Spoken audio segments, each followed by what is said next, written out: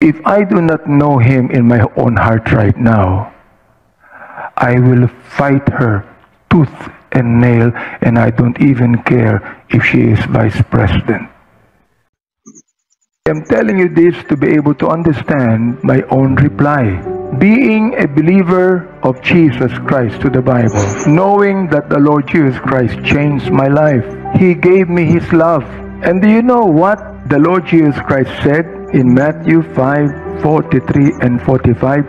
This is my answer to her.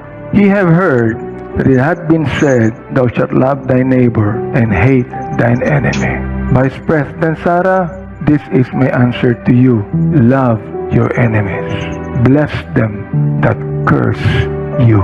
I bless you, Madam Vice President. Do good to them that hate you. Pray for them which despitefully use you. Let me repeat that. Despitefully use you. That's what she did last night. And persecute you. That's what she did last night.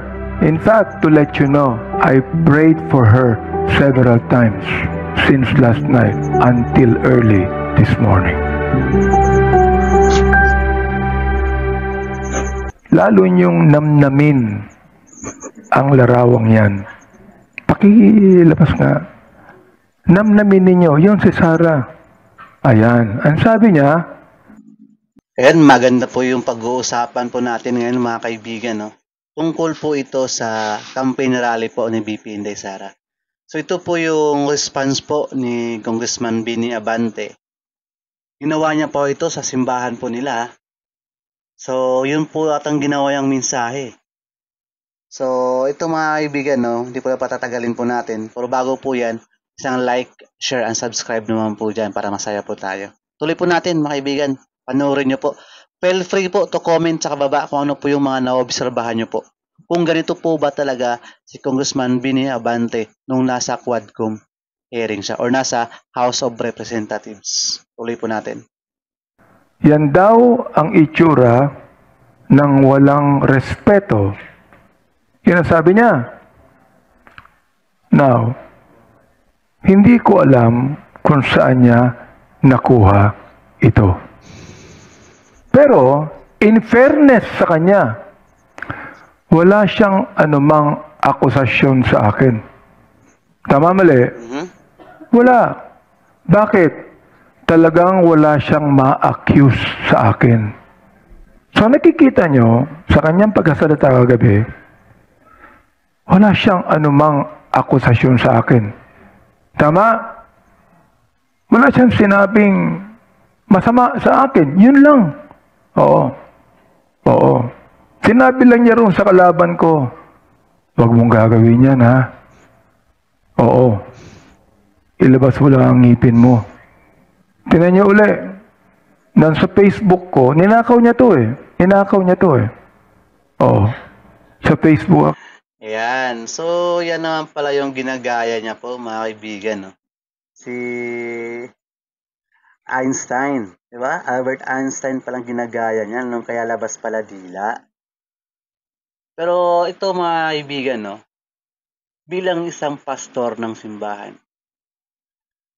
tingin niyo po, karapat-dapat o kailangan niya ba talagang gawin yan kung it's a joke lang o gusto niyang gayahin yung isang tao? Tingin niyo po, respeto po ba yung mga ganyan? Diba? Ito po sa simbahan na napaka-mahinahon po. Parang sarap pakinggan po. No? Totoo, masarap pakinggan yung mensahe niya po sa simbahan nila. Pero, kung nasa House of Representatives, iba eh. Iba yung aura niya doon. Tingnan na lang po, tuloy po natin. Account ko, ninakaw niya.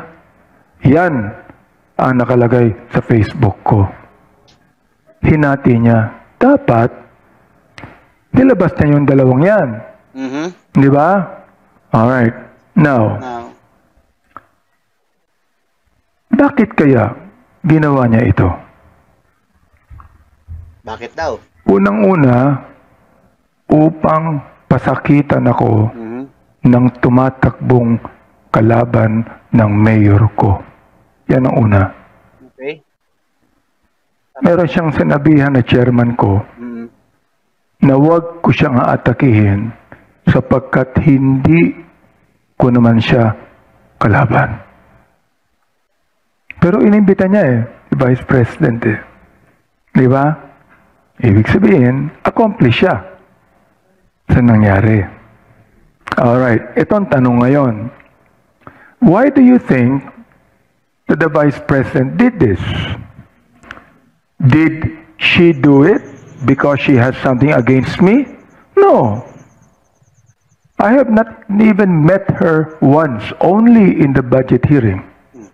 So, ayan po mga kaibigan, no? Isang beses lang po doon na-meet si VP Sara. Pero ito lang, may tanong lang din po ako mga kaibigan. Please po, pakisagot nyo po sa comment section po natin.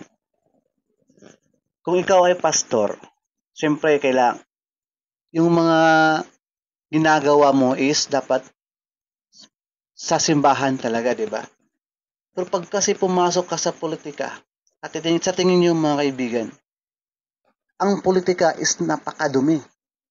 Tama? Andyan lahat, lahat ng mga maduduming gawain. Tingin mo, bilang isang pastor, bakit kailangan mong pumasok dyan? Tama? Ang daming, isa yun sa mga tanong ko please pakisagot nga po. I do not even care about her. I care about her father, but not her. Okay? So, ito ang tanong. Bakit niya ginawa sa akin to? Ang tawag natin dyan, political revenge. Kaya nga po kasi, Congressman Abante, iyan din kasi yung ginawa niyo po kay VP Sara nung andun po siya sa hearing niyo sa House of Representatives. Diba? Pinagkakaisahan niyo siya doon. Diba? Dahil sa confidential funds na 125 million, I think. Kung sabi nga ni Congressman Marcoleta, no, kung confidential funds yung pinag-anohan nyo, dapat lahat para malaman natin na pantay-pantay. Try nyo pong imbestigahan yung confidential funds ng ating presidente na si Bongbong Marcos na bilyon-bilyon po. Yun po yung dapat yung imbestigahan doon. Diba? Tuloy po natin. Pag-iiganti. Isang political na pag-iiganti. Diba? O ito ngayon. How should I respond to Vice President Sara regarding her criticism directed at me during ISCO's big meeting in Punta last night? Here is my answer. I am a believer of Jesus Christ. The Lord Jesus Christ saved my soul and changed my life. If I do not know Him in my own heart right now, I will fight her tooth and nail, and I don't even care if she is Vice President. Both of us are elected by the people. But I'm different.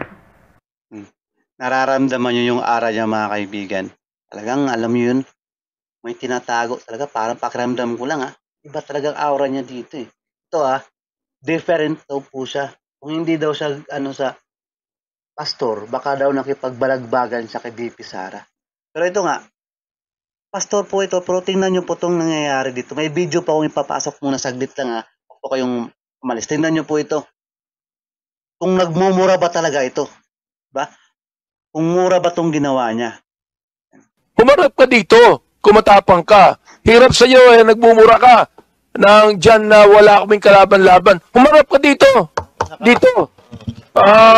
Namo. Namo. Chairman. Chairman. No, wait. Ayun mga kaibigan. Nagmura ba yun? Sa tingin nyo po. Comment po. Ayun lang po yung humusga. Diba? I'm telling you this so to yun be po yung able nangyayari mga kaibigan. Yan, balik po natin dito. Sagot niya. Tuloy po natin to to. and change my life. If I do not know Him in my own heart right now, I will fight her tooth and nail, and I don't even care if she is Vice President. Tingnan niyo po yun, mga kaibigan, ha. Tingnan niyo, panoorin, tuloy lang natin to. Both of us are elected by the people. Tama. But But, I'm different. different nga daw I'm siya. not like that. And I am not telling Pero alam nyo na, di ba? Yung sa video ka na siningit ko. you this in anger. I am telling you this to be able to understand my own reply. Being a believer of Jesus Christ to the Bible, knowing that the Lord Jesus Christ changed my life, He gave me His love. Yan ang Alam niyo po, mga kaibigan, no? Congressman Abante, mas gusto kong pakinggan about yung word of God talaga. Kasi magaling din to si Congressman Abante na pastor, eh. Ang ayaw ko lang talaga, kasi nga, pumasok siya sa politika. Which is, alam naman po natin kung gaano po, di ba, kadumi ang galawan dyan sa politics na yan. Yun lang naman po, eh. Di ba? Kasi pag nandyan ka, alam mo na, madadala ka talaga. Kaya kang hilain ng makasama mo. So, yun na nga, wala daw naakusa sa kanya ni VP Sara, wala naman po talaga. Pero yung iba naman, sabi nila, sobrang yaman mo na bigla. Diba? May mamahaling kotse, relos, pinopost mo naman sa Facebook po yun. Nakikita po yun ng mga, diba, mga influencer po, pinapakita po nila yun. Sabi niya po kanina sa pinakaumpisa, pinag-pray niya po si VP Sara. Sir, mas maganda po yun na pinag-pray mo po si VP Sara. Sana po, totoo po yun na pinag-pray mo po talaga na hindi ka nagagalit sa kanya. So yan, mga kabayan, no? Hanggang doon lang po kasi paulit na po yun. Mahaba po kasi yung video nito, kinat ko na lang po kasi nga, kakaproblema po tayo sa copyright, di ba? So ayan, mga kaibigan, no? O kababayan, please po, comment po sa baba kung ano po yung mga gusto niyo pong sabihin. Pray lang po. Like and share lang po sa ating video. God bless po. Maraming salamat. Tutartin po tayo lagi.